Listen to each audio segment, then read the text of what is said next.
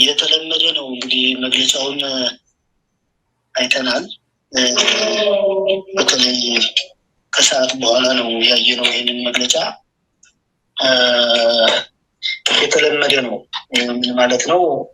እንደስካሁኑ የማደናገሪያ መግለጫ ተደርጎ የሚወሰድ ነው። ፋይዳ ቢስ ነው፣ አሰልቺም ነው። ህዝባችን ያውቃል።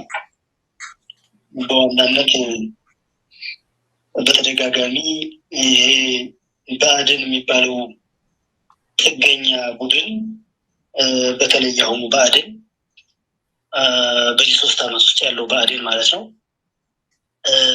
ፍጹም ጥገኛ የሆነ በራሱ መወሰን የማይችል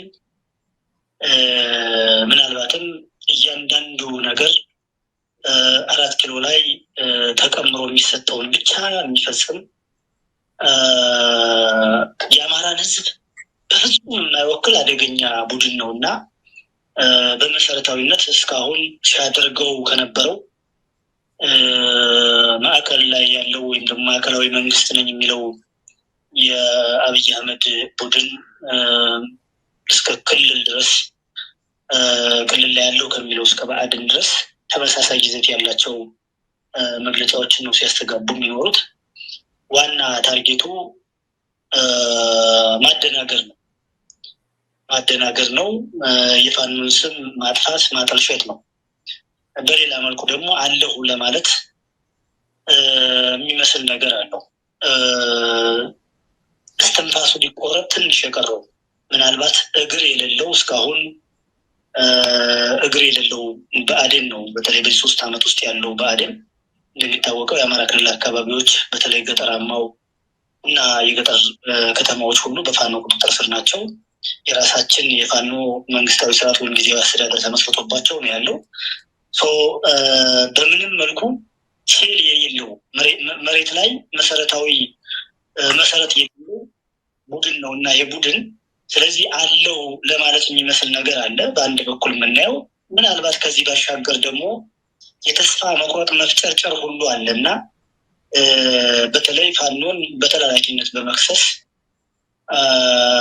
እርስ በርሱ የሚጋጩ ናቸው። አሁን እዛ ውስጥ መግለጫ ውስጥ ካያቸው በደንብ ሁሉም ሰው በእርግጥ አሁን ሰው ትኩረት ሰጥቶ ያንን መግለጫ የሚያዳምጥ የለም። እውነት ለመናገር የብአዴንን ወይ የክልል መንግስት ነኝ የሚለውን እና የእነ አብይ አህመድን እና የእነ ብርሃኑ ጁላን ቃለመጠይቅ ሊሆን ይችላል፣ መግለጫ ሊሆን ይችላል፣ ሌላም ነገር የሚያይም የለም። ሰልችቶታል። በነገራችን ላይ ጽሁፍም ቢሆን ምንድነው ማንበብ አይፈልግም ሰው። የተናገሩትን ነገር እንኳን በቴሌቪዥን ሊሆን ይችላል፣ በሌላ የማህበራዊ ሚዲያ አማራጮች ቢሆን አይመለከትም ሰው። ምክንያቱም ዲስኮር ነው፣ አሰልቺ ነው። ሁል ጊዜ 3 ዓመት ያው ነው የሚባለው እና የአሁኑም ተመሳሳይ ያለው ነገር ስለሆነ ግን ሞገስ ምናልባት እኔ አንድ የተረዳሁት ነገር አለ። ከህወሓት ጋር 2013 በነበረው ጦርነት ብአዴን የሚከተላቸው ስልቶች ነበሩ እና የዛን ጊዜ ህወሓትን ሁሉም ተቃዋሚ ስለነበረ ተወሰነ መልኩ ህዝቡ አጋርነቱን አሳይቶ ነበር። ዛሬ ተደጋጋሚ በአንድ ቀን ውስጥ ህወሓትን በተመለከተ ተደጋጋሚ መግለጫዎች፣ ዶክመንተሪዎች እየወጡ ነው። ህወሓት የጥፋት ኃይል ነው፣ በደምና በአጥንት የተገኘውን ወልቃይትን፣ ራያን የፋኖ ኃይሎች ከህወሓት ጋር ተመሳጥረው ሊያስረክቡ ነው የሚል ክስ እየቀረበ ነው። የጦርነት አዋጅ ዋዜማ የሚመስል ነገር ስላለው ከ4 ኪሎ ከወዲድ ብልጽግና የሚቀዳውን አጀንዳ ይዞ በአማራና በትግራይ ህዝብ መካከል ወይም አጀንዳው በሁለቱ ብቻ እንዲሆን የተፈለገ ይመስላል። ሌሎቹን የክልል ሚዲያ ደቡብንም፣ ኦቢኤን የኦሮሞውንም ሌሎቹንም የክልል መንግስታት በዚህ ጉዳይ ምን ብለዋል ብዬ ለመመልከት ሞክሬ ነበር። ምንም የለም። የ4 ኪሎ መንግስት በብአዴን በኩል ነው ውጊያውን ወይም የቃላት ጦርነቱን መጀመር የፈለገውና እናንተን ከዛ ጋር አጃምሎ የመቀጥቀጥ ነገር ስላለ በዋዛ መታየት የለበትም።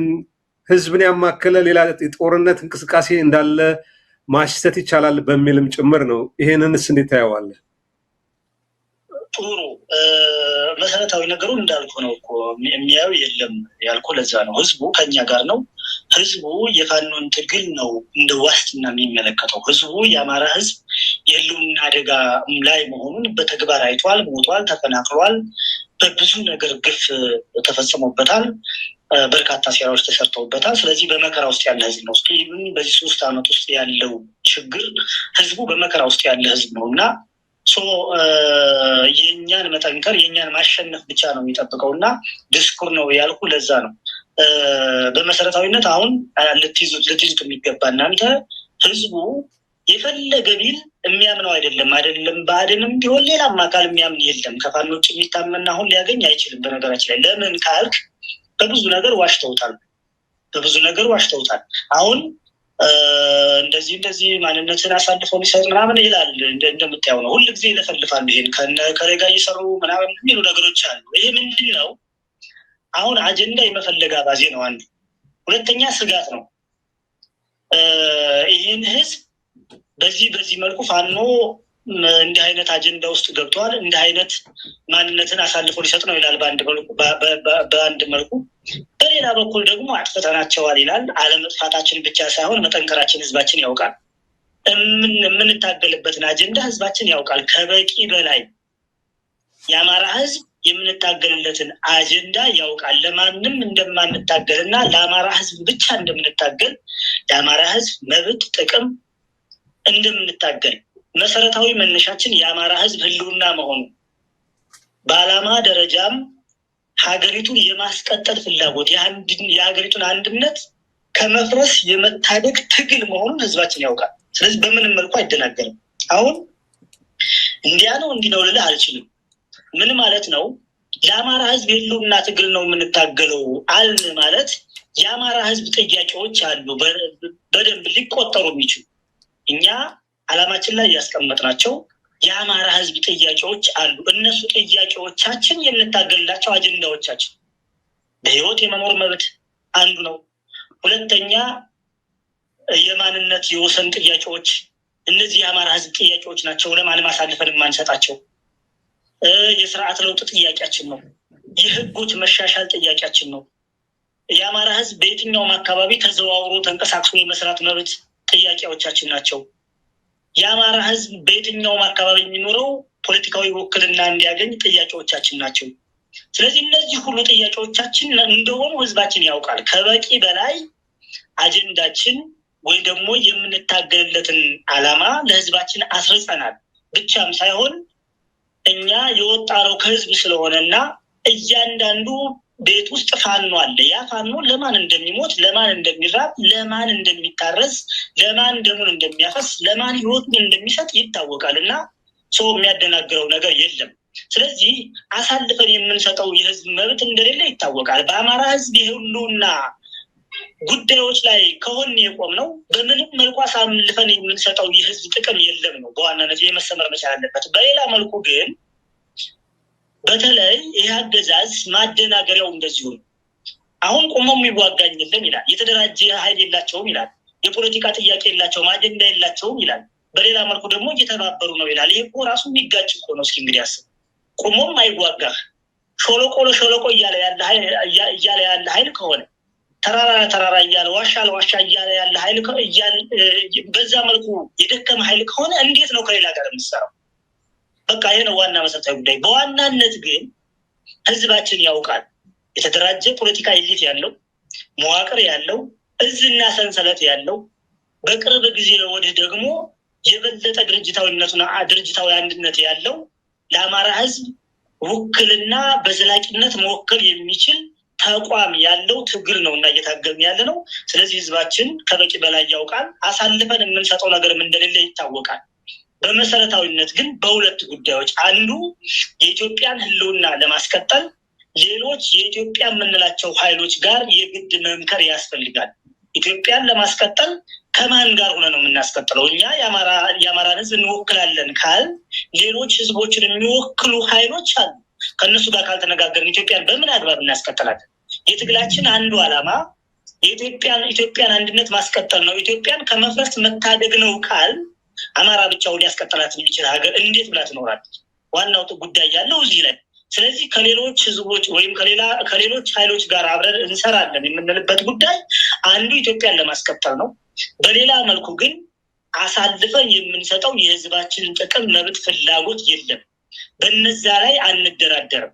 ስለዚህ በእነዚህ ላይ የተመሰረተ ነው። እነዚህ ነገሮች ሁሉ ግን የሚሆኑት ድርጅት ስላለ ድርጅቱ የራሱን የፖለቲካ ስሌት አስልቶ በተለይ እያንዳንዱ ነገር ፖለቲካ ስሌት ስለሆነ ፖለቲካ ጥቅም ስለሆነ ፖለቲካ ፍላጎትን የምታስፈጽምበት ወይ ስለሆነ ከማንኛውም ኃይል ጋር ሲሰራ በመብቶቻችን በህዝቡ በአማራ ህዝብ መብቶች ጥቅሞች እና ፍላጎቶች ሳይደራደር በአማራ ህልውና የአማራ ህልውናን በዘላቂነት የሚያረጋግጥ የኢትዮጵያን ህልውና በዘላቂነት የሚያረጋግጥ በሌላ መልኩ ደግሞ የሌሎች ህዝቦችንን ኢንተረስት የሚያስጠብቅ ስራዎች ነው የሚሰሩት እና ስለዚህ በምንም መልኩ የፈለገውን አጀንዳ ሊያመጣ ይችላል። አድማጭ የለውም። እኛ እንደፋሉ የምናደምጠው የምናየው ሆነን አይደለም። የራሳችን ስራ አለብን። በራሳችን ስራ ተወጥረናል። የምንዘጋጀው ነገር አለ፣ የምንሰራው ነገር አለ። ፋኖ ለአገዛዙ አጀንዳ ጉዳዩ አይደለም፣ ደንታውም አይደለም። ስለዚህ ትኩረታችን ይህንን አገዛዝ በመጣል ላይ ነው። ትኩረታችን ኃይላችን በማጠናከር ላይ ነው። ትኩረታችን ስራችን ላይ ነው። በሌላ መልኩ የሚደግፈን ህዝባችንም የሚያጎርሰን የሚያታግለን ህዝባችንም አገዛዙን ሳይሆን የሚያዳምጠው የፈለገውን አጀንዳ ቢያመጣ እውነትን ነው የምነግርህ ወንድም አገኝ ከሰማይ በታች በምንም መልኩ የአብይ አህመድ ስርዓትን እንትፍ ብሎ የተፋ ህዝብ ነው የአማራ ህዝብ። በምንም መልኩ መልአክ እንኳን ከሰማይ ወርዶ አብይ አህመድን መንግስት ነው ተቀበል ቢል አይቀበልም። እርግጠኛ ሆኜ ነው የምነግርህ። በቃ ያውቃል። ከምንም በላይ የዚህን አገዛዝ ጸረ አማራነት፣ ሀገር አፍራሽ መሆን፣ ጸረ ታሪክ መሆን፣ ጸረ የህዝብ እሴት፣ ጸረ ህዝብ መሆኑን ህዝባችን ከበቂ በላይ ያውቃል ልፈልጌ ነው እና እያታገለን ያለውና እየጠነከርን ያለ ነው። ለዚህ ያህል ጊዜ ይሄ ሁሉ ኃይል ተሰማርቶብን በመሬትም በሰማይም ይህንን ሁሉ አቅሙን ሙሉ አሟጦ ተጠቅሞብን እንኳን ያልጠፋ ነው። ይሄ መሆኑን መረዳት ያስፈልጋል ለማለት ፈልጌ ነው። በጣም አመሰግናለሁ። ፋኖ ሞገስ አበራ የአማራ ፋኖ ብሔራዊ ንቅናቄ የምኒልክ እዝ የፖለቲካ መምሪያ ኃላፊ፣ በዚህ ጉዳይ ቀርበ ለሰጠው አስተያየት በተመልካች ስም ከልብ ነው የማመሰግነው። አመሰግናለሁ ወንድም አገኘን።